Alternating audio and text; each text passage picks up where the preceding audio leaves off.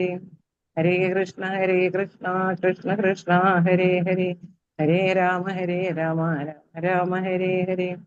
ഹരേ കൃഷ്ണ കൃഷ്ണ കൃഷ്ണ ഹരേ ഹരേ, ഹരേ രാമ രാമ രാമ ഹരേ ഹരേ. ഹരേ കൃഷ്ണ കൃഷ്ണ കൃഷ്ണ ഹരേ ഹരേ, ഹരേ രാമ രാമ രാമ ഹരേ ഹരേ.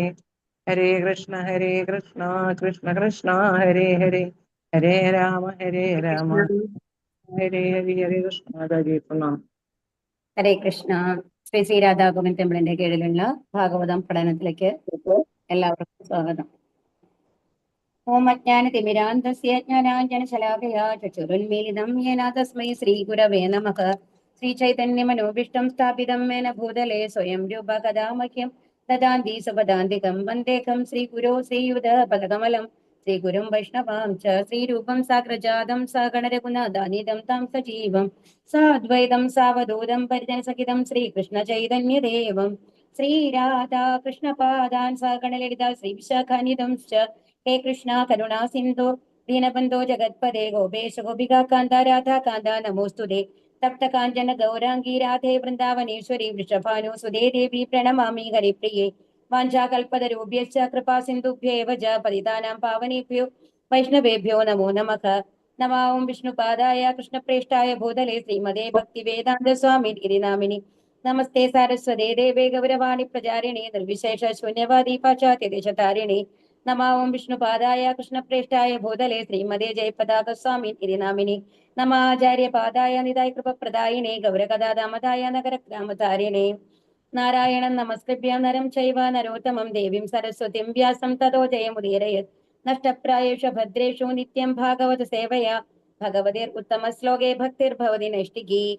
ജയോ ശ്രീകൃഷ്ണ ചൈതന്യ പ്രഭോ നിത്യാനന്ദ ശ്രീ അദ്വൈത ഗദാധര ശ്രീവാസാദി ഗൗരഭക്തവൃന്ദ. ഹരേ കൃഷ്ണ കൃഷ്ണ കൃഷ്ണ ഹരേ ഹരേ, ഹരേ രാമ രാമ രാമ ഹരേ ഹരേ. ഹരേ കൃഷ്ണ. ഹരേ കൃഷ്ണ പ്രണാമം മാതാജി. എല്ലാവർക്കും ഹരേ കൃഷ്ണ. ഹരേ കൃഷ്ണ പ്രണാമം മാതാജി. ഹരേ കൃഷ്ണ. അപ്പൊ ഏതാണ് 28ാമത്തെ ശ്ലോകമാണ് നമ്മൾ പറഞ്ഞ് അവസാനിപ്പിച്ചത് അല്ലെ? അപ്പൊ 28ാമത്തെ ശ്ലോകത്തിൽ എന്താണ് പറഞ്ഞിരുന്നത്? അപ്പൊ അതില് ആദ്യം തന്നെ പറഞ്ഞത് എന്താണെന്നുണ്ടെങ്കിൽ 4 തരത്തിലുള്ളത് ആ ഭൂമി പഞ്ചഭൂതങ്ങളുടെ ലെവലുള്ളതാണ്. അവസാനം നമ്മൾക്കൊരു 4 തരത്തിലുള്ള അസ്തിത്വം കിട്ടും. അതിൽ അവസാനത്തത് എന്താണ്? ആകാശം എന്നുള്ള മാതിരിയാണ് എന്ന് പറഞ്ഞു അല്ലെ? അതല്ലേ പറഞ്ഞത്? അത് കഴിഞ്ഞിട്ട് എങ്ങനെയാണ് ഒരു യോഗി നമ്മളുടെ ഈ ഭൗതിക ലോകം വിട്ടിട്ട് ഭഗവാന്റെ അടുത്തേക്ക് പോണത് എന്നുള്ളതാണ് പറഞ്ഞുകൊണ്ടിരുന്നിരുന്നത്. അതെങ്ങനെയാണെന്ന് കഴിഞ്ഞ ക്ലാസ്സിൽ മാതാജി പറഞ്ഞിട്ടുണ്ടാവും. അതെങ്ങനെ 7 ലെയറുകളാണ് ഉള്ളത്. ഏതൊക്കെയാണ് 7 ലെയറുകൾ? ഹരേ കൃഷ്ണ. ജലം, പഞ്ചഭൂതങ്ങള്, ജലം, ഭൂമി, അപ്പോ അന്നോ വായു ഖം എന്നുള്ളതാണ്. ഖം എന്ന് പറയുന്നത് ആകാശമാണ്. ഓക്കെ. അപ്പം അങ്ങനെ 5 ഇതാണ്: ഭൂമി, ജലം, വായു, അഗ്നി, ആകാശം എന്നുള്ളതാണ് നമ്മുടെ ഈ 5 ലെയറുകൾ അല്ലെ? അപ്പൊ നമ്മളുടെ ഈ ശരീരം ഉണ്ടാക്കിയ മാതിരി തന്നെയാണ് ഈ ഭൗതിക പ്രപഞ്ചത്തിന്റെ മേലെ വന്നു കഴിഞ്ഞിട്ട് 7 ആവരണങ്ങളാണ് ഉള്ളത്. അതിൽ 7 എന്ന് പറയുന്നുണ്ടെങ്കിലും നമ്മൾ പൊതുവെ ഇപ്പൊ ഇസ്കോണിൽ നമ്മൾ പറയുമ്പോൾ അതൊരു 8 ആവരണങ്ങളായിട്ടാണ് പറയുക. കാരണം അതിന്റെ മേലത്തെ ഈ 5 കഴിഞ്ഞിട്ട് അടുത്തത് എന്ന് പറയുന്നത് മനസ്സ്, ബുദ്ധി, അഹങ്കാരം എന്നുള്ള മാതിരിയാണ് പറയുക. അല്ലെങ്കിൽ ഈ മനസ്സ്, ബുദ്ധി എന്നുള്ളത് എന്താണ് ആറാമത്തെ രണ്ടും കൂടി ചേർന്നിട്ടാണ് വരുന്നത്. അവസാനത്തത് അഹങ്കാരം എന്ന് പറയുന്നതാണ് നമ്മളുടെ മഹത്തത്വം എന്ന പേരിൽ പറയുന്ന ഒരു ലെയർ ഉണ്ട്. ഓക്കെ. മഹത്തത്വം എന്ന് പറയുന്നതും അഹങ്കാരം എന്ന് പറയുന്നതും ഒരേമാതിരിയാണ് ഉണ്ടാവുക. അപ്പൊ ഇവിടുന്ന് നമ്മളുടെ ശരീരം പോയി കഴിയുമ്പോൾ നമ്മൾക്കൊരു സൂക്ഷ്മ ശരീരം മാത്രമാണ് ഉള്ളത് അല്ലെ? നമ്മുടെ സ്ഥൂല ശരീരം നശിച്ചു കഴിഞ്ഞിട്ടുണ്ടാവുമല്ലോ. ഹരേ കൃഷ്ണ. അപ്പൊ സ്ഥൂല ശരീരം നശിച്ചു കഴിയുമ്പോ എന്താ ഉണ്ടാവുന്നത്? നമുക്ക് സൂക്ഷ്മ ശരീരം മാത്രമാണ് ഉള്ളത് അല്ലെ? അപ്പൊ ഈ സൂക്ഷ്മ ശരീരമാണ് എങ്ങനെ കടന്നു പോകുന്നത്? ഈ 7 ലെയറുകൾ കടന്നു പോകുന്നത്. നമ്മളുടെ ഈ ഭൂമിയിൽ നിന്ന് പോയി കഴിഞ്ഞിട്ട് മേലെ പോയി നമ്മൾ പറഞ്ഞ പോലെ ശിശുമാര വലയുണ്ട്, അതിന് മേലെ ധ്രുവ നക്ഷത്രം ഉണ്ട് എന്നൊക്കെ പറഞ്ഞു. അതിനൊക്കെ മേലെയാണ് ഈ 7 ലെയറുകൾ. ഈ 7 ലെയറുകളുടെ ഏറ്റവും മേലെ എന്ന് പറയുന്നത്, അപ്പൊ ജീവ ഗോസ്വാമി പറയുന്നുണ്ട് ഒരു ജലത്തിന്റെ ഒരു ആവരണം കൂടി ഉണ്ട് എന്നുള്ളത്. അപ്പൊ അതായത് ഒരു ജലത്തില് ഈ പ്രപഞ്ചം കിടക്കണമാരിയാണ് ഉണ്ടാവുക. പക്ഷെ ഈ ജലം എന്ന് പറയുന്നത് ഏതിൽ നിന്നും വ്യത്യസ്തമാണെന്നാണ് പറഞ്ഞത്? ഹരേ കൃഷ്ണ. ഭൗതികമായ ജലത്തിൽ. കാരണം ഏത് ഭൗതിക ജലമാണ്? നമ്മുടെ ഈ ഇതുള്ളത്. മറ്റേതെന്ന് പറയുന്നത് ഇത് കിടക്കുന്ന ജലം എന്ന് പറയുന്നത് കാരണ ഓഷ്യനാണ് അല്ലെ, ഈ പ്രപഞ്ചങ്ങളൊക്കെ. ആ കാരണ ഓഷ്യന്റെ ജലവും ഇത് തമ്മിൽ വ്യത്യാസമുണ്ട്. അതെന്ന് പറയുന്നത് ആത്മീയ ജലമാണ്, നമ്മുടെ മേലെയുള്ളത് ഭൗതിക ജലമാണ് എന്നുള്ളതാണ്. അപ്പൊ ഈ ആവരണങ്ങൾ കടന്നു പോകുമ്പോഴത്തെ പ്രത്യേകത എന്താണ് പറഞ്ഞത്? ആ ഭൂമി എന്ന് പറയുന്ന ആവരണം കടന്നു പോകുമല്ലോ, ആ ആവരണം കടന്നു പോകുമ്പോൾ നമ്മളുടെ സൂക്ഷ്മ ശരീരത്തില് ഉള്ള ആ ഭൂമിയുടെ അംശങ്ങൾ എല്ലാം നമ്മളെ വിട്ടുപോവുകയാണെന്ന് പറയുന്നത്. ഭൂമിയുടെ അംശം നമ്മളെ അറിയുന്നത് ഗന്ധത്തിൽ കൂടെയാണ്. അപ്പൊ നമ്മളുടെ ആ എന്താ പറയാ, ഗന്ധത്തിനോടുള്ള ആ ആകർഷണം മുഴുവൻ ഓരോ ഇന്ദ്രിയങ്ങളായിട്ട് നമ്മളിൽ നിന്ന് സൂക്ഷ്മ ശരീരത്തിൽ നിന്ന് വിട്ടുപോവാണ്. ഇപ്പൊ നമ്മൾ ആലോചിച്ച് നോക്കിക്കഴിഞ്ഞാൽ നമ്മൾ ഇന്ദ്രിയങ്ങളൊക്കെ നമ്മുടെ സ്ഥൂല ശരീരത്തിലാണ് ഉള്ളത് എന്നുണ്ടെങ്കിലും അതിന്റെ പ്രതികരണങ്ങൾ ഉണ്ടാവുന്നത് എവിടെയാണ്? ഹരേ കൃഷ്ണ. നമ്മളുടെ മനസ്സിലാണ് അല്ലെ. നമ്മൾക്ക് വേദന അറിയുന്നത് എവിടെയാണ്? മനസ്സുകൊണ്ടാണ് നമ്മൾ അറിയുന്നത് അല്ലെ. തിങ്കിങ്, വില്ലിങ്, ഫീലിംഗ് എന്ന് പറയുന്നത് മനസ്സാ വാച കർമ്മണ എന്നുള്ളതാണ്. അപ്പൊ കർമ്മങ്ങളുടെ ഫലമാണെന്നുണ്ടെങ്കിലും അത് ദുഃഖമാണെങ്കിലും സന്തോഷമാണെന്നുണ്ടെങ്കിലും ചൂടാണെന്നുണ്ടെങ്കിൽ ഒക്കെ അറിയുന്നത് ഏതിൽ കൂടെയാണ്? നമ്മുടെ മനസ്സിൽ കൂടെയാണ് നമ്മൾ അറിയുന്നത്, സൂക്ഷ്മ ശരീരത്തിൽ കൂടെയാണ് നമ്മൾ അറിയണത് ശരിക്കും പറഞ്ഞു കഴിഞ്ഞാൽ. അപ്പൊ ആ സൂക്ഷ്മ ശരീരത്തിൽ നിന്നാണ് നമ്മൾക്ക് ആഗ്രഹങ്ങൾ വിട്ടുപോകേണ്ടത്. നമ്മുടെ സൂക്ഷ്മ ശരീരം പ്രവർത്തിക്കുന്നില്ല എങ്കിൽ, അതായത് അതുകൊണ്ടാണ് നമ്മൾ ഉറങ്ങുമ്പോൾ നമ്മൾ എത്ര വേദന ഉണ്ടെന്നുണ്ടെങ്കിൽ നമ്മൾ ഉറങ്ങിക്കഴിഞ്ഞ് കഴിഞ്ഞാൽ നമ്മൾ അറിയുന്നില്ല. അതെന്താ കാരണം?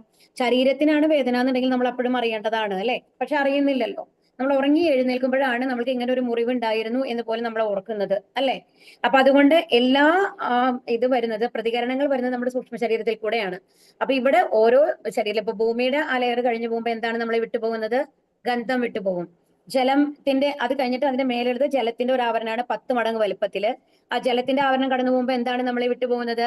ഹരേ കൃഷ്ണ, നിങ്ങൾ പറയണം. ജലത്തുമായിട്ട് ബന്ധപ്പെട്ട് നമ്മൾക്ക് എന്താണ് ലഭിക്കണത്? രുചി. നമ്മളുടെ ആ ഒരു എന്താ പറയാ, ഭക്ഷണം കഴിക്കുമ്പോഴത്തെ ആ രുചി ഉണ്ടല്ലോ, അത് നമ്മളെ വിട്ടുപോകും. ഇത് ഈ സൂക്ഷ്മ ശരീരത്തിന് വിട്ടുപോകുന്നു. അത് കഴിഞ്ഞ അടുത്ത ലെയർ വരുമ്പോൾ എന്താണ് വരുന്നത്? അഗ്നിയിൽ വരുമ്പോ എന്താ? നമ്മള് സ്പർശനം അല്ലെ, നമ്മൾ ആ തൊടുന്ന ആ ഒരു ഇതാണ് വരുന്നത് അല്ലെ. അത് കഴിഞ്ഞ അടുത്തത് എന്താ വരുന്നത്? ഭൂമി, രാപ്പ, അനലോ, വായുവിൽ വരുമ്പോഴാണ് സ്പർശനം അല്ലെ. അടുത്തത് എന്താ വരുന്നത്? ആകാശം. ഏറ്റവും അവസാനം വരുന്നത് ആകാശം. അങ്ങനെ ഓരോന്നായിട്ട്, അതായത് നമ്മൾക്ക് എന്തൊക്കെയാണുള്ളത്? രുചി വിട്ടുപോകുന്നു, ആദ്യം ഗന്ധം വിട്ടുപോകുന്നു, പിന്നെ രുചി വിട്ടുപോകുന്നു, പിന്നെ അടുത്തത് എന്തൊക്കെയാണ് നമ്മൾ അറിയുന്നത്? ശബ്ദം. ഏറ്റവും അവസാനത്തെയാണ് ഖം എന്ന് പറയുന്നത്. ആകാശത്തിൽ എത്തുമ്പോഴാണ്, ആകാശത്തിന്റെ ആ ഒരു ലെയർ എന്ന് പറയുന്നില്ലേ, ആ ലെയറിൽ എത്തുമ്പോൾ നമ്മളുടെ ശബ്ദവും നമ്മളെ വിട്ടുപോകും. ശബ്ദം കൊണ്ടുള്ള എല്ലാ ഇതും നമ്മളെ വിട്ടുപോവുകയാണ് ചെയ്യുന്നത്. അപ്പൊ അങ്ങനെ ഇത് 5 ഇതും നമ്മളുടെ ഇത് വിട്ടുപോയി കഴിയുമ്പോൾ പിന്നെ ബാക്കി നമ്മളിൽ എന്താണ് അവശേഷിക്കുന്നത്? ഈ സൂക്ഷ്മ ശരീരത്തില് മനസ്സ്, ബുദ്ധി, അഹങ്കാരമാണുള്ളത് അല്ലെ. അപ്പൊ ഈ മനസ്സും ബുദ്ധിയും അഹങ്കാരം, അതായത് ഇന്ദ്രിയങ്ങൾ കൊണ്ടുള്ള എല്ലാ പ്രചോദനങ്ങളും അതോടുകൂടി അവസാനിക്കും. അപ്പൊ നമ്മൾ അത്രയും ശുദ്ധമായി എന്നർത്ഥം. നമ്മൾക്ക് കണ്ണുകൊണ്ട് ഒരാകർഷണമില്ല, കാതുകൊണ്ട് ഒരാകർഷണമില്ല, അതുപോലെ തന്നെ സ്പർശനം കൊണ്ട് ഒരു ഇത് വരുന്നില്ല, രുചി കൊണ്ട് വരുന്നില്ല. ഇതൊക്കെ നമ്മളിൽ നിന്ന് വിട്ടുപോയി കഴിയുമ്പോൾ ബാക്കിയുള്ളത് വന്നു കഴിഞ്ഞിട്ട് വിട്ടുപോകാത്ത ഒന്നുണ്ടാവുക ഞാൻ എന്ന് പറയുന്ന ഒരു അഹങ്കാരമാണ്. ഞാൻ എന്നുണ്ട് എല്ലാ ഒരു ഇതുണ്ടല്ലോ, അതാണ് നമ്മൾ മനസ്സ്, ബുദ്ധി, അഹങ്കാരം എന്നുള്ള 3 ലെയറുകൾ നമ്മൾ പറയുന്നുണ്ടല്ലോ. അവസാനത്തെ ആ ലെയറിൽ കൂടി കടന്നു പോകുമ്പോൾ ഏറ്റവും അവസാനത്തെ ആകാശത്തിൽ കഴിയുമ്പോൾ ശബ്ദം പോയി കഴിഞ്ഞിട്ട് ബാക്കിയുള്ള ലെയറുകളിൽ കൂടി പോകുമ്പോൾ ഇതെല്ലാം അവസാനിക്കുകയാണ്. അതിൽ ആ മഹത്വം എന്നുള്ളത് പറയുന്നതാണ് നമ്മുടെ അവസാനത്തേതായിട്ട് പറയാം. അതും അഹങ്കാരവുമായിട്ട് ചേർന്നിട്ടാണ് വരുന്നത്, വിദ്യാഹങ്കാരവുമായിട്ട്. ആ മഹത്വം എന്നുള്ളത് നമ്മളിൽ നിന്ന് അത് കടന്നു പോകുമ്പോൾ നമ്മുടെ ഭൗതികമായിട്ടുള്ള എല്ലാ ഇതും നഷ്ടപ്പെട്ട് കഴിഞ്ഞിട്ട് നമ്മൾ എന്തായി മാറുന്നു? നമ്മുടെ ആത്മാവിന്റെ ഗുണമുള്ള, ശരിക്കും ആ ആത്മാവ് മാത്രമായിട്ട് മാറുന്നു എന്നുള്ളതാണ്. അതാണ് ആ ഒരു ലെയർ കഴിഞ്ഞ് കഴിഞ്ഞിട്ട് കാരണകോശന്റെ അവിടെ എത്തുമ്പോൾ അവിടെ വിരജാനദി ഉണ്ട്. ആ വിരജാനദി കടക്കുമ്പോൾ നമ്മളിൽ നിന്ന് എല്ലാം മാറി വിശുദ്ധ സത്വത്തിലുള്ള ആ ആത്മാവ് മാത്രമായിട്ട് മാറുകയാണ് ചെയ്യുന്നത്. അതുകൊണ്ട് തന്നെ ആത്മീയ ധാമത്തിലേക്ക് നമ്മൾ പോകുമ്പോൾ നമ്മുടെ കൂടെ എന്തില്ല? സൂക്ഷ്മ ശരീരവും ഇല്ല, സ്ഥൂല ശരീരവും ഇല്ല. ഇങ്ങനെയാണ് ഒരു യോഗി വന്നിട്ട് ആത്മീയ ധാമത്തിൽ എത്തുന്നത്. അപ്പൊ അവിടെ ബാക്കിയുള്ളത് എന്താണ്? ആത്മാവ് മാത്രമേ ഉള്ളൂ. അവിടെ എത്തുമ്പോ, ആത്മീയ ധാമത്തിൽ എത്തുമ്പോ ആ ആത്മീയ ധാമത്തിന് അനുയോജ്യമായിട്ടുള്ള ഒരു ശരീരം നമുക്ക് ലഭിക്കും എന്നുള്ളതാണ്.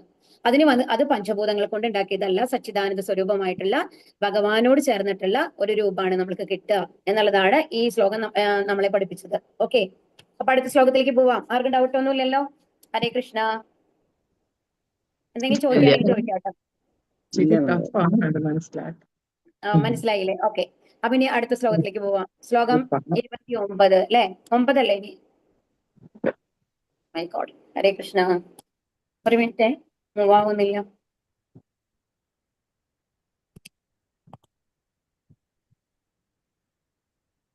ഞാൻ നോക്കിയില്ല കേട്ടോ, ഇതില് ഇല്ലാന്ന് തോന്നുന്നുണ്ട് കേട്ടോ, സോറി. ഹരേ കൃഷ്ണ. അടുത്ത ശ്ലോകം ഇതിൽ ഇട്ടിട്ടില്ല തോന്നുന്നു. ഒരു മിനിറ്റ്. ഹരേ കൃഷ്ണ, ഒരു സെക്കൻഡ് വെയിറ്റ് ചെയ്യണേ. ഞാൻ ശ്ലോകം വായിക്കാം, നിങ്ങൾ നോക്കിയിട്ട് ബുക്കുള്ള ആൾക്കാർ വായിച്ചോളൂ കേട്ടോ. അപ്പോഴേക്കും ഞാൻ മറ്റേ എന്റെ കയ്യിൽ PDF ഉണ്ടോ നോക്കട്ടെ.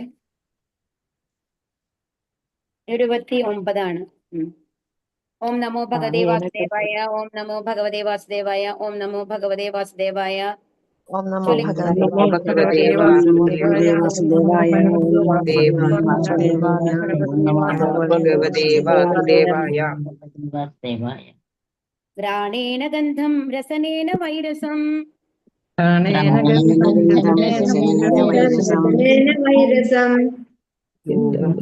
ദൃഷ്ട്യാ ശ്വസനം ത്വചൈവ,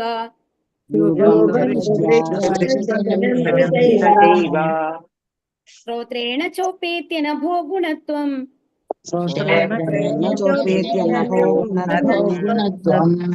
പ്രാണേന ചാകൂതിമുപൈത്തി യോഗി. ഹരേ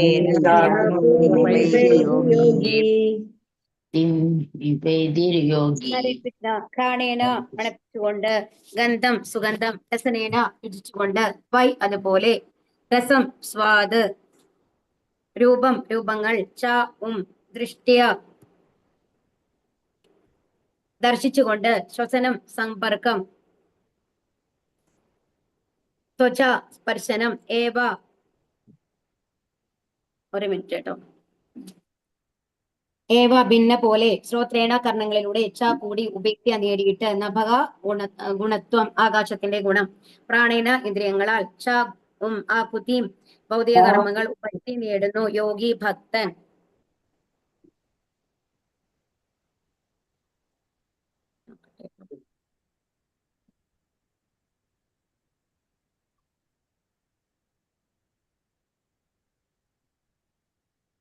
രണ്ടോ നോക്കട്ടെ കേട്ടോ. ഹരേ കൃഷ്ണ. വിവർത്തനം. ശ്രീല പ്രഭുപാദിക്ക് ജയ്. ഇപ്രകാരം ഭക്തൻ ഇന്ദ്രിയങ്ങളുടെ സൂക്ഷ്മ വിഷയങ്ങളെ മടക്കുമ്പോഴുണ്ടാകുന്ന സുഗന്ധം, രചിക്കുമ്പോഴുണ്ടാകുന്ന സ്വാദ്, രൂപങ്ങൾ കാണുമ്പോഴുണ്ടാകുന്ന കാഴ്ച, സമ്പർക്കത്താൽ ഉണ്ടാകുന്ന സ്പർശം, ആകാശത്താൽ ഉണ്ടാകുന്ന ശബ്ദസ്പന്ദനം, ഭൗതിക കർമ്മങ്ങളിൽ നിന്നുണ്ടാകുന്ന ഇന്ദ്രിയങ്ങൾ എന്നിവയെല്ലാം അതിക്രമിക്കുന്നു. ഇവിടെ എന്താ പറയുന്നത്? അപ്പൊ ഇങ്ങനെ ഇപ്പൊ നമ്മൾ പറഞ്ഞു അല്ലെ, സുഗന്ധമാണ് ഏറ്റവും ആദ്യം വിട്ടുപോയത്, സുഗന്ധം. പിന്നെ എന്താണ്? രുചിക്കുമ്പോഴുള്ള സ്വാദ്, ജലം വിട്ടുപോയി കഴിഞ്ഞപ്പോ. രൂപങ്ങൾ കാണുമ്പോഴുള്ള കാഴ്ചയാണ് ഏത്? അഗ്നി കൊണ്ട്. ഇനി മറ്റേത് അത് കഴിയുമ്പോൾ പിന്നെ ഏതാണ് വന്നത്? വായുവിനോട് വരുമ്പോ സമ്പർക്കത്താലുള്ള സ്പർശം, ആകാശത്താലുള്ള ശബ്ദസ്പന്ദനം, ഭൗതിക കർമ്മങ്ങളിൽ നിന്നുള്ള ഇന്ദ്രിയങ്ങൾ എന്നിവയെല്ലാം അതിക്രമിക്കുന്നു എന്നുള്ളതാണ് ഇവിടെ പറയുന്നത്. ഇല്ല കേട്ടോ, സോറി. ഇന്നൊരു ദിവസം നമുക്ക് ഇതില്ലാണ്ട് നിങ്ങൾക്ക് മാനേജ് ചെയ്യാൻ പറ്റുമോ? നിങ്ങളുടെ എത്ര പേര് ബുക്കില്ലാത്തവർ എത്ര പേരുണ്ട്? ഹരേ കൃഷ്ണ.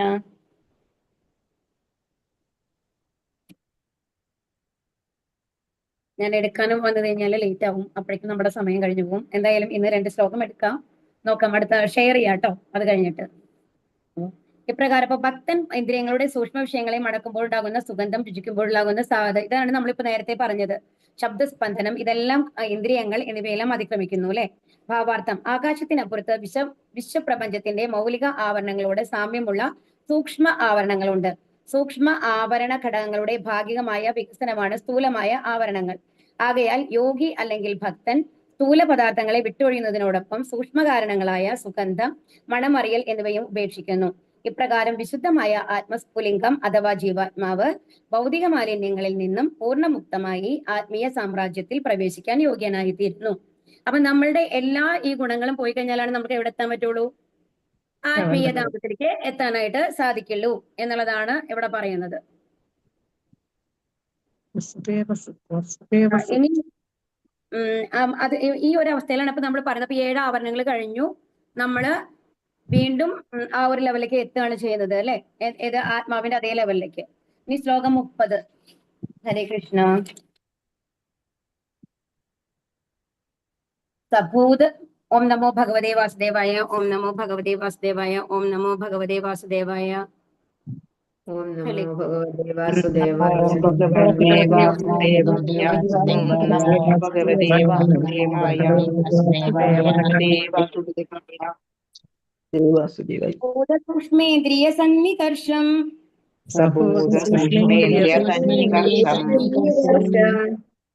മനോമയം ദേവമയം വികാര്യം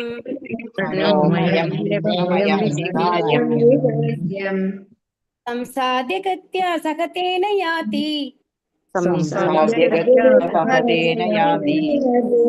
വിജ്ഞാനതത്വം ഗുണസന്നിരോധം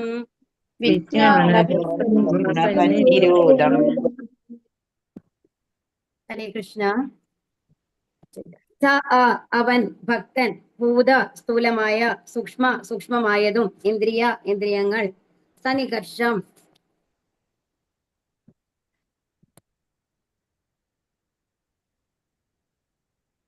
നിർവീര്യമാക്കാൻ മനമയം മാനസിക തലം ദേവമയം സത്വഗുണത്തിൽ വികാര്യം അഹംബോധം സംസാദ്യ മറികടക്കുന്നു ഗത്യ പുരോഗതിയിൽ സ ഹ ഒപ്പം തേന അവ യാതി പോകുന്നു വിജ്ഞാന പരിപൂർണ ജ്ഞാനം തത്വം സത്യം ത്രിഗുണങ്ങൾ സന്നിരോധം പൂർണ്ണമായും നിർത്തി വിവർത്തനം. അപ്രകാരം ഭക്തൻ സ്ഥൂലവും സൂക്ഷ്മവുമായ ആവരണങ്ങളെ നിർവീര്യമാക്കി അഹങ്കാര തലത്തിൽ പ്രവേശിക്കുന്നു. ഈ അവസ്ഥയിൽ അയാൾ ത്രിഗുണങ്ങളെയും നിർവീര്യമാക്കി സത്വഗുണത്തിലുള്ള അഹംബോധത്തിൽ എത്തുന്നു. ഇതിനുശേഷം അഹംബോധം മുഴുവനും മഹത്തത്വത്തിൽ ലയിക്കുകയും അയാൾ പരിശുദ്ധമായ സാക്ഷാത്കാരത്തിൽ എത്തുകയും ചെയ്യുന്നു. അപ്പൊ ഇവിടെ എന്താ സംഭവിക്കണമെന്നുണ്ടെങ്കിൽ ഭക്തൻ സ്ഥൂലവും സൂക്ഷ്മവുമായ ആവരണങ്ങളെ നിർവീര്യമാക്കിയിട്ട് അഹങ്കാര തലത്തില്. അപ്പൊ ഈ അവസാനത്തെ 3 ലെയർ ഉണ്ടെന്ന് പറഞ്ഞില്ലേ, ആ ഒരു ലെയർ ആണ് ഇതെന്ന് പറയുന്നത്. ഏത് ലെയർ എന്നാ പറഞ്ഞത് നമ്മള്? ഓർമ്മയുണ്ടാവും. മഹത്വം എന്നുള്ള ലെയറാണ് ഈ അഹങ്കാരം എന്നുള്ള ലെവലിൽ വരുന്നത് കേട്ടോ. അപ്പൊ ഈ അഹങ്കാരം എന്നുള്ള ലെയറിലാണ് എന്ത് നമ്മൾക്ക് നശിക്കണത്? സ്ഥൂലവും സൂക്ഷ്മമായ ആവരണങ്ങൾ നിർവീര്യമാക്കി അഹങ്കാര തലത്തിൽ പ്രവേശിച്ചു കഴിയുമ്പോൾ ഇവിടെ എന്തുണ്ടാവും? അയാൾ ത്രിഗുണങ്ങൾ, നമ്മൾക്ക് ഒരു 3 ഗുണങ്ങളുണ്ട് അല്ലെ, ആ 3 ഗുണങ്ങളെയും എന്താണ് നിർവീര്യമാക്കുകയാണ് ചെയ്യുന്നത്. അതായത് നമ്മൾ വിശുദ്ധ സത്വഗുണത്തിലേക്ക് പോകും എന്നുള്ളതാണ് അതിന്റെ അർത്ഥം.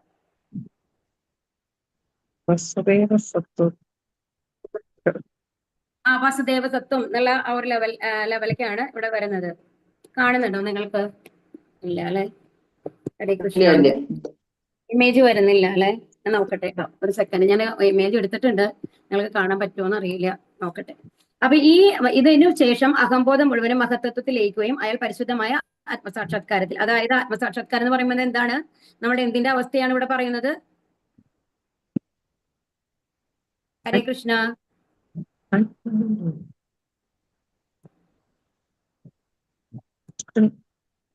ഹരേ കൃഷ്ണ. കേൾക്കാൻ സാധിക്കുന്നുണ്ടോ? അതായത് നമ്മൾ മഹത്തത്വത്തിൽ നമ്മൾ ലയിച്ചു എന്ന് പറയുമ്പോൾ നമ്മൾ വിശുദ്ധ സത്വത്തിൽ എത്തിക്കഴിഞ്ഞു കഴിഞ്ഞാൽ നമ്മുടെ ഏത് അവസ്ഥയാണ് ഇവിടെ പറയുന്നത്? പരിശുദ്ധ ആത്മസാക്ഷാത്കാരത്തിലെത്തും. ആത്മാവ് മാത്രമായിട്ടുള്ള ഒരവസ്ഥ. അഹംബോധം മുഴുവൻ മഹത്വത്തിലേക്ക് നമ്മൾ ആത്മാവിന്റെ ആ ഒരു സ്വരൂപത്തിലേക്ക് എത്തും എന്നാണ് പറയുന്നത് കേട്ടോ. ഒരു മിനിറ്റ്, ഒരു ഹരേ കൃഷ്ണ. എന്തോ ആവണ്ട്, ഷെയർ ചെയ്യാൻ പറ്റുന്നില്ല എനിക്ക്. പറഞ്ഞാൽ മതി കേട്ടോ. ശരി, ഓക്കെ. അപ്പൊ ഭാവാർത്ഥം. ശ്രീല പ്രഭുപാദിക്ക് ജയ്. നാം മുമ്പ് പലതവണ ചർച്ച ചെയ്തതുപോലെ വിശുദ്ധമായ ആത്മസാക്ഷാത്കാരം എന്നത് ഭഗവാന്റെ നിത്യദാസൻ എന്ന് സ്വയം അംഗീകരിക്കുന്ന വിശുദ്ധമായ അവബോധമാണ്. തുടർന്നുള്ള ശ്ലോകത്തിൽ വ്യക്തമായി വിവരിക്കുന്നത് പോലെ അവിധം ഭഗവാന്റെ ദിവ്യ പ്രേമ ഭരിത സേവനം എന്ന തന്റെ സ്വരൂപാവസ്ഥയിൽ പുനഃസ്ഥാപിക്കപ്പെടുന്നു. അപ്പൊ ഇവിടെ എന്താ പറയണെന്നുണ്ടെങ്കിൽ വിശുദ്ധമായ ആത്മസാക്ഷാത്കാരം എന്ന് പറയുന്നത് ഭഗവാന്റെ നിത്യദാസനാണ് എന്ന് സ്വയം അംഗീകരിക്കുന്ന വിശുദ്ധമായ, അതായത് ആ സമയത്ത് നമ്മൾക്ക് ആത്മാവിന്റെ സ്വരൂപം കിട്ടിക്കഴിയുമ്പോൾ നമ്മൾക്ക് എന്താന്ന് അറിയാം, നമ്മൾ ഭഗവാന്റെ ദാസൻ മാത്രമാണ് എന്നുള്ള ഒരു ബോധത്തിലേക്ക് നമ്മൾ എത്തും. ഇനി തുടർന്നുള്ള ശ്ലോകത്തിൽ വ്യക്തമായി വിവരിക്കുന്നത് പോലെ അവിധം ഭഗവാന്റെ ദിവ്യ പ്രേമ ഭരിത സേവനം എന്ന തന്റെ സ്വരൂപാവസ്ഥയിൽ പുനഃസ്ഥാപിക്കപ്പെടുന്നു. ഭൗതിക ഇന്ദ്രിയങ്ങൾ പവിത്രീകരിക്കപ്പെടുകയും അപ്രകാരം ഇന്ദ്രിയങ്ങൾ യഥാർത്ഥ പരിശുദ്ധാവസ്ഥ വീണ്ടെടുക്കപ്പെടുകയും ചെയ്യുമ്പോൾ മാത്രമേ യാതൊരു ഫലകാംക്ഷയും കൂടാതെയുള്ള ദിവ്യ പ്രേമ പരിത സേവനാർപ്പണം എന്ന ഈ അവസ്ഥയെ പ്രാപിക്കുവാൻ കഴിയുകയുള്ളൂ. സ്ഥൂലമായ ഇന്ദ്രിയങ്ങളെ സത്വഗുണത്തിൽ ലയിപ്പിച്ചും സൂക്ഷ്മ ഇന്ദ്രിയങ്ങളെ രജോ ഗുണത്തിൽ ലയിപ്പിച്ചും യോഗ പ്രക്രിയയിലൂടെ ഇന്ദ്രിയങ്ങളെ ശുദ്ധീകരിക്കണമെന്ന് ഇവിടെ നിർദ്ദേശിച്ചിരിക്കുന്നു. മനസ്സ് സത്വഗുണമുള്ളതാകയാൽ അതിനെ ദേവമയം അല്ലെങ്കിൽ ദൈവികം എന്ന് വിളിക്കുന്നു. ഭഗവാന്റെ ശാശ്വത സേവകൻ എന്ന ദൃഢവിശ്വാസത്തിൽ ഉറച്ചിരിക്കുമ്പോഴാണ് മനസ്സിന്റെ പരിപൂർണമായ പവിത്രീകരണം സാധ്യമാകുന്നത്. ആകയാൽ സാധാരണ സത്വഗുണ പ്രാപ്തിയും ഭൗതിക ഗുണമാകുന്നു. ഈ ഭൗതിക സത്വഗുണത്തെയും അതിക്രമിച്ച് വിശുദ്ധ സത്വം അഥവാ വസുദേവ സത്വത്തിൽ എത്തിച്ചേരേണ്ടതുണ്ട്. ഈ വസുദേവ സത്വ അവസ്ഥ ഒരുവനെ ഭഗവത് സാമ്രാജ്യത്തിൽ പ്രവേശിക്കാൻ സഹായിക്കുന്നു. അപ്പൊ ഇതാണ്. അപ്പം അതായത് സത്വഗുണം, അപ്പൊ ഈ നമ്മളെ ഇന്ദ്രന്റെയും എന്താ പറയാ ബ്രഹ്മാവിന്റെ ഒക്കെ ദേവതകളുടെ ഒക്കെ ഗുണം ഉണ്ടല്ലോ. അപ്പൊ ആ ഗുണം വന്നു കഴിഞ്ഞിട്ട് നമ്മൾ ഇവിടെ പറയുന്നത് സത്വഗുണമാണെന്നാണ്. പക്ഷെ വിശുദ്ധ സത്വം എന്നുള്ള ഒരു അവസ്ഥയിലെത്തിയ മാത്രമാണ് ഈ വിരജാ നദി കടന്നിട്ട് എവിടേക്ക് നമ്മൾക്ക് എത്താൻ പറ്റുള്ളൂ? വൈകുണ്ഠ ലോകങ്ങളിലേക്കോ ഗോലോക വൃന്ദാവനത്തിലേക്കോ നമ്മൾക്ക് എത്താനായിട്ട് സാധിക്കുള്ളൂ എന്നുള്ളതാണ് ഇവിടെ പറയുന്നത്. ഇനി അടുത്തതിൽ എന്താണ് പറയണത് എന്നുണ്ടെങ്കിൽ, യോഗ പരിശീലനത്തെ കുറിച്ച് ജനങ്ങൾ പ്രാധാന്യേന അജ്ഞരാകയാൽ ആധികാരികമെങ്കിലും മുകളിൽ പ്രസ്താവിച്ച വിധത്തിലുള്ള മോക്ഷം ഈ യോഗത്തിൽ വിജയകരമല്ല എന്നത് ഈ സന്ദർഭത്തിൽ നാം ഓർക്കേണ്ടതാണ്. ഒരു സെക്കൻഡ് കേട്ടോ.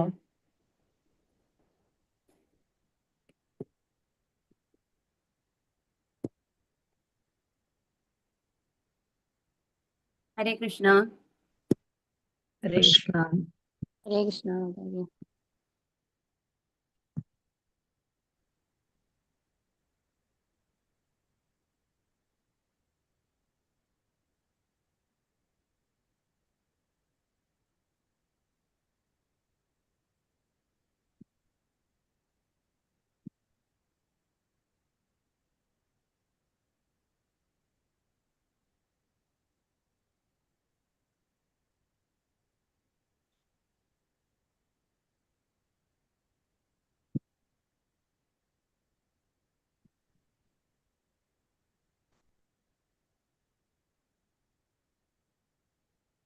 കേൾക്കുന്നുണ്ടോ? ഹരേ കൃഷ്ണ. കേൾക്കുന്നുണ്ടോ? കേൾക്കുന്നില്ല മാതാജി. ഹരേ കൃഷ്ണ. കേൾക്കുന്നുണ്ടോ? ഇപ്പൊ പറഞ്ഞു കേൾക്കുന്നുണ്ട്. ഇപ്പൊ കേൾക്കുന്നുണ്ടോ? ഹരേ കൃഷ്ണ. ഹരേ കൃഷ്ണ. ഓക്കെ. അപ്പൊ യോഗ പരിശീലനത്തെ കുറിച്ച് ജനങ്ങൾ പ്രാധാന്യേന അജ്ഞരാകയാൽ ആധികാരികമെങ്കിലും മുകളിൽ പ്രസ്താവിച്ച വിധത്തിലുള്ള മോക്ഷം ഈ യുഗത്തിൽ വിജയകരമല്ല എന്നത് ഈ സന്ദർഭത്തിൽ നാം ഓർക്കേണ്ടതാണ്. അപ്പൊ ഈ കലിയുഗത്തെ സംബന്ധിച്ച് നമ്മളിപ്പോ പറഞ്ഞത് എന്താണ്? ഈ യോഗി എന്ന് പറയുന്ന ഇത് ബ്രഹ്മരന്ധ്രത്തിൽ കൂടി മേലെ പോയി എവിടെ എത്തുന്നാണ് പറഞ്ഞത്? ആത്മീയധാമത്തിലേക്ക് എത്തും. ഈ 7 ലെയറുകൾ കഴിഞ്ഞു പോയിട്ടാണ് കേട്ടോ. ഓരോന്നായിട്ട് നമ്മൾ കൊഴിഞ്ഞു പോണ മാതിരിയാണ്. നമ്മുടെ ഓരോ സെക്ഷനായിട്ട് ഗന്ധം പോയി, പിന്നെ രുചി പോയി, അങ്ങനെ നമ്മൾ പറഞ്ഞു അല്ലെ. അങ്ങനെ പോയി കഴിഞ്ഞാൽ അവസാനം അങ്ങനെ എത്തുക എന്ന് പറയുന്നത് ഈ യുഗത്തിൽ വിജയകരമല്ല. പൊതുവെ യോഗ പരിശീലനം എന്ന് അറിയപ്പെടുന്നതിനെ തൊഴിലായി സ്വീകരിച്ചവരുടെ കീഴിൽ യോഗാഭ്യാസ പരിശീലനത്താൽ ശാരീരികമായ പ്രയോജനമുണ്ടായേക്കാം. എന്നാൽ അത്തരം അല്പമായ വിജയങ്ങൾ ഒരുവനെ ഇതിൽ നിർദ്ദേശിച്ചിരിക്കുന്നത് പോലെയുള്ള ആത്മീയ മോചനത്തിന് സഹായിക്കുകയില്ല. 5000 വർഷങ്ങൾക്ക് മുമ്പ് മാനവ സമൂഹത്തിന്റെ സാമൂഹ്യ വ്യവസ്ഥിതി നിശ്ചിതമായ വൈദിക രീതിയിലായിരുന്നപ്പോൾ ഇതിൽ സൂചിപ്പിച്ചിരിക്കുന്ന യോഗ പ്രക്രിയ ഏവർക്കും സാമാന്യമായ പ്രവൃത്തിയായിരുന്നു. എന്തെന്നാൽ ഏവരും ബ്രാഹ്മണരും ക്ഷത്രിയരും ബ്രഹ്മചര്യം അനുഷ്ഠിച്ച് ഗൃഹത്തിൽ നിന്നും അകന്ന് ആത്മീയ ആചാര്യന്റെ കീഴിൽ അതീന്ദ്രിയ വിദ്യ പരിശീലിച്ചിരുന്നു. എന്തൊക്കെയായാലും യോഗ പ്രക്രിയയെ കുറ്റമറ്റ രീതിയിൽ സമഗ്രമായി ഗ്രഹിക്കുവാൻ ഇന്നത്തെ ജനങ്ങൾ അസമർത്ഥരാണ്. അപ്പൊ ഇവിടെ എന്താ പറയണെന്നുണ്ടെങ്കിൽ, ഇപ്പൊ നമുക്ക് യോഗ പരിശീലനം നമ്മൾ നടത്തുന്നുണ്ട് അല്ലെ. പക്ഷെ ഈ യോഗ പരിശീലനങ്ങൾ കൊണ്ട് നമ്മൾക്ക് എന്താണ് ചെയ്യാൻ പറ്റുക? നമ്മളുടെ ദേഹത്തിന്റെ ആരോഗ്യം നമുക്ക് ഉണ്ടാക്കാൻ പറ്റും. അതായത് നമ്മൾ ഫിറ്റാക്കി വെക്കാൻ പറ്റും അല്ലെ. അതായത് നമ്മൾ ഈ വാദം അങ്ങനത്തെ കാര്യങ്ങളൊക്കെ നമുക്ക് വരാണ്ട് വേണമെങ്കിൽ നോക്കാൻ പറ്റും. അതായത് നമുക്ക് നടക്കാൻ ഒരു പ്രായം കഴിയുമ്പോൾ നമുക്ക് നടക്കാൻ ബുദ്ധിമുട്ടുണ്ടാവും അല്ലെ. അതിനൊക്കെയുള്ള ഒരു പരിഹാരമായിട്ട് നമ്മൾക്ക് യോഗ നമ്മളെ സഹായിക്കും എന്നല്ലാണ്ട് ഒരു സമാധി ലെവൽ ഭഗവാനെ ധ്യാനിച്ചിരുന്നു കൊണ്ട് ഒരു സമാധി ലെവലിൽ എത്തിക്കഴിഞ്ഞിട്ട് ഭഗവാന്റെ അടുത്തേക്ക് പോകാനായിട്ട് ഇങ്ങനെ യോഗസിദ്ധി വരുത്തി ബ്രഹ്മരന്ധ്രത്തിൽ കൂടി നമ്മുടെ പ്രാണവായുവിനെ പുറത്തെടുത്ത് കഴിഞ്ഞിട്ട് ആത്മീയ ലോകത്തെത്താനായിട്ട് ഇന്ന് ഈ ഒന്നാമത് നമ്മളുടെ ആയുസ് വളരെ കുറവാണ്. 100 വർഷമേ ഉള്ളൂ അല്ലെ. നമ്മൾക്ക് ഇപ്പൊ ഈ ക്ലാസ്സിൽ ഇരിക്കുമ്പോ തന്നെ നമ്മൾ ഞാൻ ഇപ്പൊ എന്തെങ്കിലും പറഞ്ഞുകൊണ്ടിരിക്കുന്നുണ്ട്, നിങ്ങൾ കേൾക്കാനിരിക്കുന്നുണ്ട്. എത്ര സമയത്തേക്ക് നമ്മളുടെ ശ്രദ്ധ വേറെ സ്ഥലങ്ങളിൽ പോകുന്നുണ്ടാവും അല്ലെ? ഉറപ്പല്ലേ? പൂർണ്ണമായിട്ടും ഒരു ക്ലാസ് കേൾക്കുകയാണെന്നുണ്ടെങ്കിലും അത് ശ്രദ്ധിച്ചിരിക്കാനായിട്ട് പറ്റും നമ്മൾക്ക് പറയാനായിട്ട് സാധിക്കില്ല അല്ലെ. അപ്പൊ അതാണ് ഇവിടെ പറയുന്നത്. എന്നാൽ അല്പമായ വിജയങ്ങൾ ഒരുവനെ ഇതിൽ നിർദ്ദേശിച്ചിരിക്കുന്നത് പോലെ ആത്മീയമോചനത്തിന് സഹായിക്കില്ല എന്നുള്ളതാണ്. അപ്പൊ എന്ത് വേണം? 5000 വർഷങ്ങൾക്ക് മുമ്പ് മാനവ സമൂഹത്തിന് സാമൂഹ്യ വ്യവസ്ഥിതി നിശ്ചിതമായ വൈദിക രീതിയിലായിരുന്നപ്പോൾ, അന്ന് പറയുമ്പോൾ നമ്മുടെ കലിയുഗത്തിലെ മാതിരി ഇത്രയും ഭൗതികത ഉള്ളതല്ല. എന്തൊക്കെ പറഞ്ഞു കഴിഞ്ഞാലും ഇപ്പോ നമ്മള് അവിടുത്തെ അസുരന്മാരെയൊക്കെ ഒന്ന് നോക്കി നോക്കൂ. രാവണനായിക്കോട്ടെ, ഹിരണ്യകശിപു ആയിക്കോട്ടെ, അവർ അത്രയും എന്താണ് ചീത്ത ഗുണങ്ങളുള്ള ആൾക്കാരായിരുന്നു എന്നുണ്ടെങ്കിലും അവരൊക്കെ ഭക്തന്മാരായിരുന്നു ഒരുമാതിരി. അതായത് അവർ ഭഗവാനെ പ്രീതിപ്പെടുത്തിയിട്ട്, ശിവന്റെ ഭക്തനായിരുന്നു രാവണൻ അല്ലേ.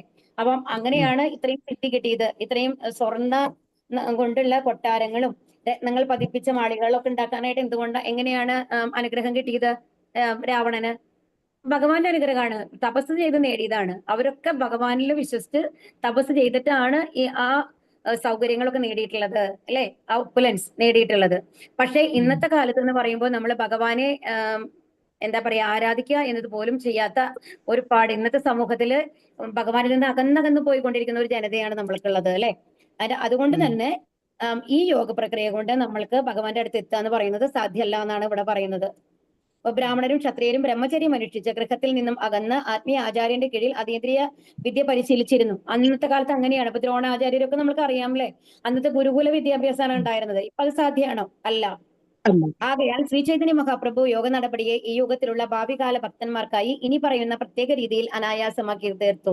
എങ്കിലും പരമമായ ഫലങ്ങളിൽ യാതൊരു വ്യത്യാസവുമില്ല. ഭക്തിയോഗത്തിന്റെ മഹത്വം ഒരുവൻ നിശ്ചയമായും മനസ്സിലാക്കണം എന്നതാണ് പ്രഥമവും പരമപ്രധാനവുമായ ആശയം. വിവിധ വർഗങ്ങളിലുള്ള ജീവരാശികൾ അവയുടെ കാമ്യകർമ്മങ്ങൾക്കും പ്രത്യാഘാതങ്ങൾക്കും അനുസൃതമായി വിവിധ കാലയളവിലേക്ക് പഞ്ചരബദ്ധമായ ജീവിതത്തിന് വിധേയരാകുന്നു. പഞ്ചരം എന്ന് പറഞ്ഞാൽ എന്താണ്? ഹരേ കൃഷ്ണ, ആർക്കെങ്കിലും പറയാൻ സാധിക്കുമോ? കൂട്. പഞ്ചരം എന്ന് പറഞ്ഞ കൂടെന്ന് പറയുന്നത് അതാണ് പഞ്ചരം എന്ന് പറയണത് കേട്ടോ. അതായത് നമ്മൾ കൂട്ടിന്റെ ഉള്ളിൽ പെട്ടമാരെയാണെന്ന്. അതായത് നമ്മളെ ഈ 3 ഗുണങ്ങളിലും അകപ്പെട്ടിരിക്കുകയാണ്. അപ്പൊ ശരിക്കും നമ്മളൊരു കൂട്ടിന്റെ ഉള്ളിലുള്ള ഒരു കിളിമാലയാണ് ഉള്ളത് എന്നാണ് പറയുന്നത്. എന്നാൽ വിവിധ കർമ്മങ്ങളുടെ നിർവഹണത്തിനിടയിൽ ഭക്തിയോഗത്തിലെ ചില വിഭവങ്ങൾ കൈവശമാക്കുന്ന ഒരുവന് ഭഗവാന്റെയും ആത്മീയ ഗുരുവിന്റെയും അഹൈതുകമായ കാരുണ്യത്താൽ ഭഗവത് സേവനത്തിന്റെ പ്രാധാന്യം മനസ്സിലാക്കാൻ കഴിയുന്നു. ഒരു ആത്മാർത്ഥ ഭക്തനെ ഭഗവത് പ്രതിനിധിയായ ആത്മീയ ഗുരുവുമായുള്ള സംഗമത്തിന് ഭഗവാൻ സഹായിക്കുന്നു. അത്തരമുള്ള ആത്മീയ ഗുരുവിന്റെ നിർദ്ദേശത്താൽ ഒരുവന് ഭക്തിയോഗത്തിന്റെ ബീജം ലഭിക്കുന്നു. ഭക്തൻ ഭക്തിയോഗത്തിന്റെ ആ ബീജത്തെ സ്വഹൃദയത്തിൽ വിതച്ച് ഭഗവാന്റെ ദിവ്യനാമരൂപ ഗുണലീല കീർത്തനങ്ങളിലൂടെയും ശ്രവണങ്ങളിലൂടെയും ജലം പകർന്ന് അതിനെ പോഷിപ്പിക്കണമെന്ന് ശ്രീ ചൈതന്യ മഹാപ്രഭു നിർദ്ദേശിച്ചിരിക്കുന്നു. അപ്പൊ എന്താണ് ഇവിടെ പറയുന്നത്? എന്നാൽ ഭാഗ്യമുള്ള ആൾക്കാർക്ക്, സുകൃതി എന്ന് പറയില്ലേ, അജ്ഞാത സുകൃതി എന്നാണ് ഇതിനെ പറയാ. അജ്ഞാത സുകൃതിയുള്ള ആൾക്കാർക്ക് എന്ത് കിട്ടും? ഭഗവാന്റെയും ആത്മീയ ഗുരുവിന്റെയും അനുഗ്രഹം കൊണ്ട് എന്ത് കിട്ടും? ഭക്തിലത ബീജം കിട്ടും എന്നാണ്. ഭക്തി ആകുന്ന ആ ഒരു ലത എന്ന് പറഞ്ഞു കഴിഞ്ഞാൽ വള്ളി എന്ന് പറയില്ലേ, അതിന്റെ ഒരു വിത്ത് നമ്മൾക്ക് കിട്ടും എന്നാണ് പറയുന്നത്. ആ വിത്തിന് നമ്മൾക്ക് വിത്ത് ഇപ്പൊ എല്ലാവർക്കും ഇവിടെ ഇരിക്കുന്ന എല്ലാവർക്കും വിത്ത് കിട്ടിയിട്ടുണ്ട്. അതുകൊണ്ടാണ് ഇങ്ങനെ ഭാഗവതം ക്ലാസ്സും ഭഗവത്ഗീത ക്ലാസ്സും ഒക്കെ അറ്റൻഡ് ചെയ്യാനായിട്ട് നിങ്ങൾക്ക് സാധിക്കുന്നത്. ഇനി അതിനെ എങ്ങനെ വളർത്തണം? അതിന് ജലം ഒഴിക്കണം അല്ലെ. ഒരു വിത്ത് നമ്മൾ കുഴിച്ചിട്ട് മാത്രം കാര്യമില്ല, അതിന് വെള്ളം ഒഴിക്കണ്ടേ? അതിന് വെള്ളമാണ് എന്ത് പറയുന്നത്? ദിവ്യനാമ രൂപ ഗുണലീല കീർത്തനങ്ങൾ എന്നുള്ളത്. ഭഗവാനെ കുറിച്ച് സ്തുതിക്കുക, ഭഗവാന്റെ കീർത്തനങ്ങൾ പാടുക, ഹരേകൃഷ്ണ മന്ത്രം ജപിക്കുക, ഈ ശ്രവണം അതുപോലെ തന്നെ കേൾക്കുക. ശ്രവണമാണ് ഏറ്റവും ഇമ്പോർട്ടന്റ് ആയിട്ടുള്ളത്. അപ്പൊ ശ്രവണങ്ങളിലൂടെയും ജലം പകർന്ന് അതിനെ പോഷിപ്പിക്കണം. ഇനിയോ ഭഗവാന്റെ ദിവ്യനാമം അപരാധമുക്തമായി ജപിക്കണം. അപരാധമുക്തമായിട്ട് ജപിക്കുക എന്ന് പറഞ്ഞാൽ എന്താണ്? ഹരേ കൃഷ്ണ കൃഷ്ണ കൃഷ്ണ ഹരേ ഹരേ, ഹരേ രാമ രാമ രാമ ഹരേ ഹരേ എന്നുള്ളതാണ് നമ്മൾ ജപിക്കുന്നത് അല്ലെ. അതിൽ ഓരോ നാമവും 16 വാക്കുകളാണുള്ളത്. ആ 16 വാക്കുകളും നമ്മൾ ഉച്ചരിക്കുമ്പോൾ അത് കാതിൽ കൂടി കേൾക്കണം. വേറെ ചിന്തകൾ മനസ്സിൽ വരാൻ പാടില്ല എന്നുള്ളതാണ്.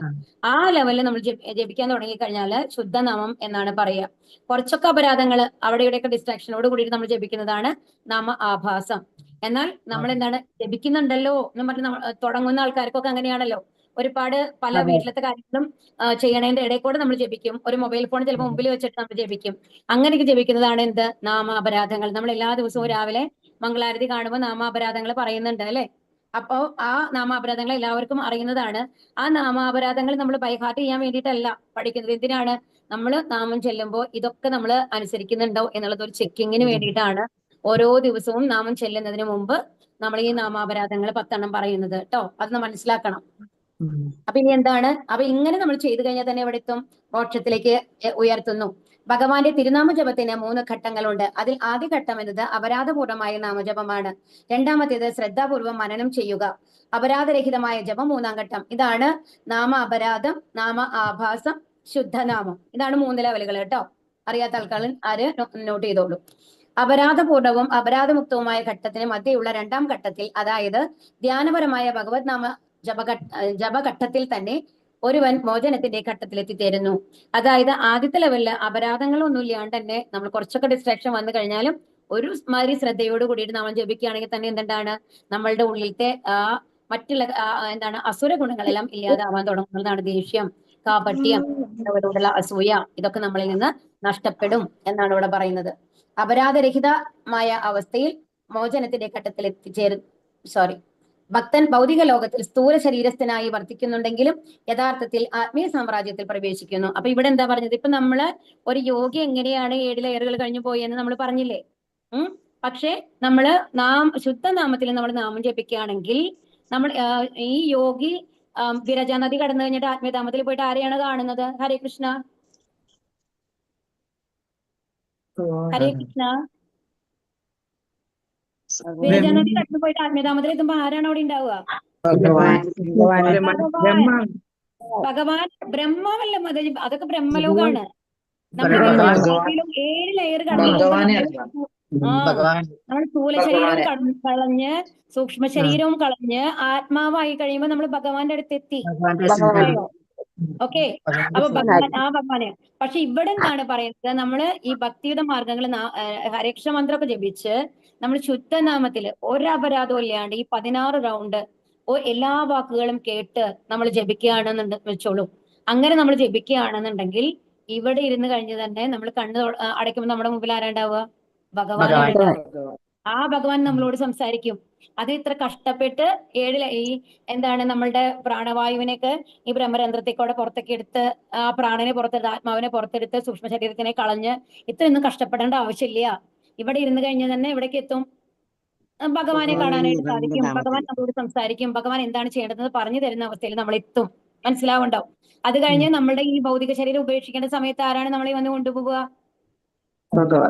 വിഷ്ണുദൂതന്മാര് വന്ന് കൊണ്ടുപോകും. വിഷ്ണുദൂതന്മാര് വന്നിട്ട് ഭഗവാന്റെ അടുത്തേക്ക് നമ്മളെ കൊണ്ടുപോകും. അപരാധമുക്തമായ അവസ്ഥയെ പ്രാപിക്കാനായി ഒരുവൻ തീർച്ചയായും താഴെ പറയുന്ന രീതിയിൽ ജാഗരൂകനായിരിക്കണം.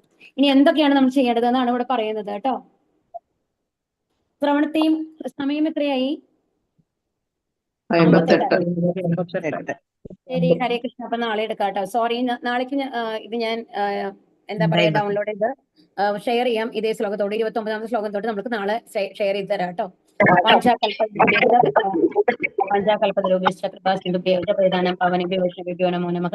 അനന്തകോടി വൈഷ്ണവ ജയ പ്രപാദിക്ക് ജയ ഗുരു മഹാരാജ് ജയ ഗൗര പ്രേമാനന്ദേ ഹരി ഹരി ബോൾ. ഹരേ കൃഷ്ണ.